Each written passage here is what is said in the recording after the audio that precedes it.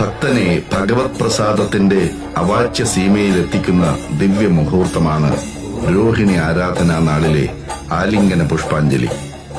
കോപതാപ വിവശനായ ശിവനെ നെഞ്ചോടടുക്കി ആലിംഗനം ചെയ്ത് മഹാവിഷ്ണു ശാന്തനാക്കിയ മഹാസൗഹൃദത്തിന്റെ ഓർമ്മപ്പെടുത്തലാണ് ഈ ചടങ്ങ്.